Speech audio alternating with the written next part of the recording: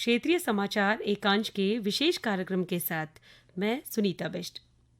आज़ादी के अमृत महोत्सव पर प्रस्तुत है विशेष कार्यक्रम। लेकिन पहले ये संदेश।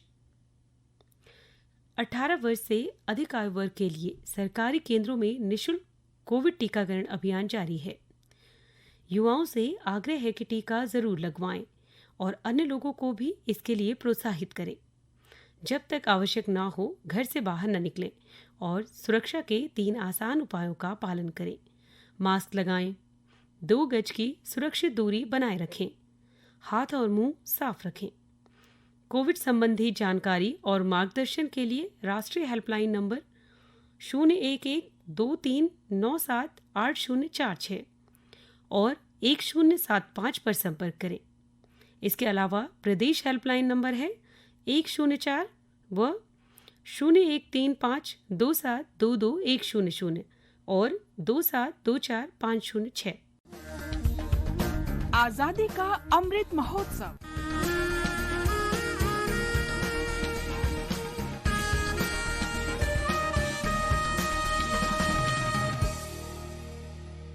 आजादी का सफर आकाशवाणी के संग, एक राष्ट्र का जन्म।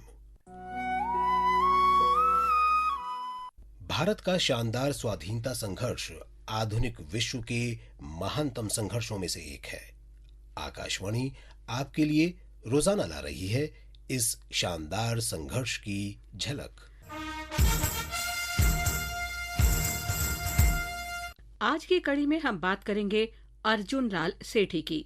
उनका जन्म 9 सितंबर 1880 को जयपुर में हुआ था। वे क्रांतिकारी स्वाधीनता सेनानी और शिक्षक थे। सेठी ने कलेक्टर का पद भी ठुकरा दिया। उनका मानना था यदि उन्होंने ब्रिटिश प्रशासन के तहत काम किया तो राष्ट्र की आजादी के लिए काम कौन करेगा। रास बिहारी बोस ने उन्हें राजस्थान में सशस्त्र क्रांति की जिम्मेदारी सौंपी। इंदौर में कल्याणमल महाविद्यालय के प्रधान अध्यापक के रूप में काम करते समय सेठी को गिरफ्तार कर लिया गया और 6 साल यानी 1922 तक हिरासत में रखा गया। 1923 में सेठी के पुत्र प्रकाश को गंभीर बीमारी हो गई। सेठी को टेलीग्राम भेजकर शीघ्र जोधपुर आने का अनुरोध किया गया। उसके साथ ही सेठी को एक और टेलीग्राम मिला जिसमें गतिविधियों की बैठक के लिए बम्बई जाने को कहा गया था। बेटे का प्यार भी उन्हें कर्तव्य की राह से विचलित नहीं कर सका। अर्जुन लाल सेठी का जीवन आने वाली पीढ़ियों को सदैव प्रेरित करता रहेगा। 79 वर्ष पहले आज ही के दिन 1943 में भारत माता के 4 बहादुर सपूतों को ब्रिटिश साम्राज्य से विद्रोह करने के लिए फांसी पर लटका दिया गया था। 1942 में जापानी सेना ने दक्षिण पूर्व एशियाई क्षेत्र अंग्रेजों से छीन लिया था। उस समय इंडियन इंडिपेंडेंस लीग और आजाद हिंद फौज ने जापान की सहायता से देश को ब्रिटिश शासन से आजाद कराने के लिए भारतीय युवकों की भर्ती का फैसला किया। 1942 के आखिर में लीग के 20 प्रशिक्षित युवक भारत में प्रवेश करने में सफल हो गए, लेकिन इसके तुरंत बाद उन सभी को गिरफ्तार कर लिया गया। उनमें से 4 युवकों को राजा के विरुद्ध युद्ध छेड़ने के लिए मौत की सजा सुनाई गई। ब्रिटिश ताकत के सामने निर्भीकता से अडिग वे भारत माता के 4 सपूत थे। त्रावणकोर के अब्दुल कादिर वायकॉम, त्रिपुरा के सत्येंद्र चंद्र बर्धन, केरल के आनंदन और पंजाब मेहसाणा के फौजा सिंह।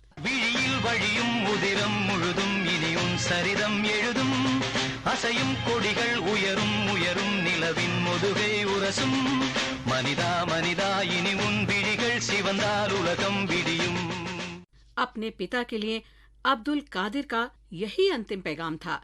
मेरी मौत को देखकर मेरे लिए दुख मत करना।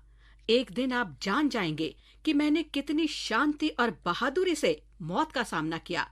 तब आपको गर्व और प्रसन्नता होगी।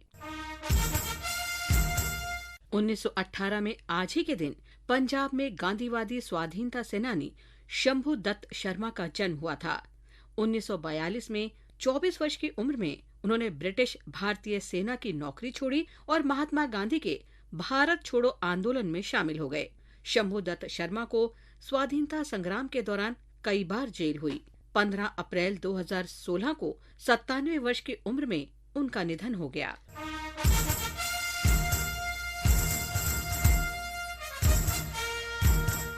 अलीगढ़ के मोहम्मडन एंग्लो ओरिएंटल कॉलेज का नाम 1920 में अलीगढ़ मुस्लिम यूनिवर्सिटी कर दिया गया। वर्ष 2021 का अलीगढ़ मुस्लिम यूनिवर्सिटी के इतिहास में विशेष महत्व है क्योंकि आज इसके 100 वर्ष पूरे हो रहे हैं।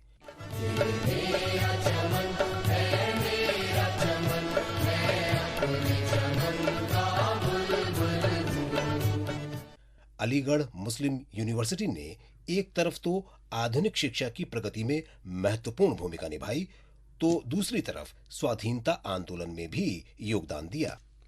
मोहम्मडन एंग्लो ओरिएंटल कॉलेज के संस्थापक सर सैयद अहमद खान ने असबाबे बगावत हिंद पुस्तक में ब्रिटिश शासकों की आलोचना की थी। अलीगढ़ मुस्लिम यूनिवर्सिटी से अनेक नेता निकले जिन्होंने राष्ट्रीय संघर्ष में महत्वपूर्ण भूमिका निभाई। उनमें मौलाना हसरत मोहानी, राजा महेंद्र प्रताप, अली बंधु, खान अब्दुल गफ्फार खान आदि शामिल हैं। राजा महेंद्र प्रताप सिंह ने मोहम्मडन एंग्लो ओरिएंटल कॉलेज से शिक्षा प्राप्त की थी। बाद में वे जर्मनी चले गए। 1915 में अफगानिस्तान में निर्वासित सरकार की स्थापना का विचार उन्होंने ही दिया था। ये पहली निर्वासित सरकार थी। ये क्रांतिकारी कदम था और स्वाधीनता संघर्ष के इतिहास में सदैव के लिए अमर हो गया। अलीगढ़ मुस्लिम यूनिवर्सिटी राष्ट्र की स्वतंत्रता के संघर्ष को तेज करने की गतिविधियों का केंद्र बन गई।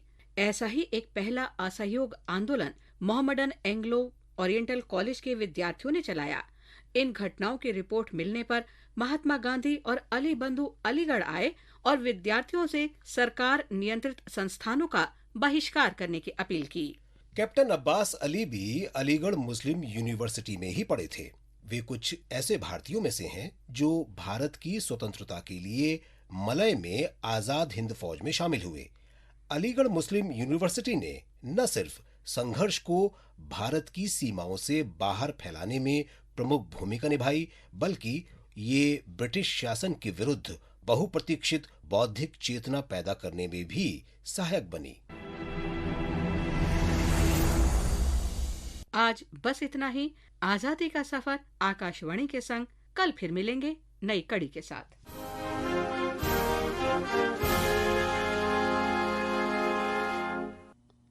एक बार फिर कोरोना पर संदेश। 18 वर्ष से अधिक आयु वर्ग के लिए सरकारी केंद्रों में निःशुल्क कोविड टीकाकरण अभियान जारी है।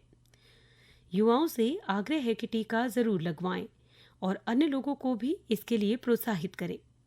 जब तक आवश्यक ना हो घर से बाहर न निकलें और सुरक्षा के 3 आसान उपायों का पालन करें। मास्क लगाएं, 2 गज की सुरक्षित दूरी बनाए रखें, हाथ और मुंह साफ रखें। कोविड संबंधी जानकारी और मार्गदर्शन के लिए राष्ट्रीय हेल्पलाइन नंबर 01123978046 और 1075 पर संपर्क करें। इसके अलावा प्रदेश हेल्पलाइन नंबर है 104 व 01352722 और 2724506। स्वस्थ रहें, सुरक्षित रहें। मुझे दीजिए इजाजत। नमस्कार।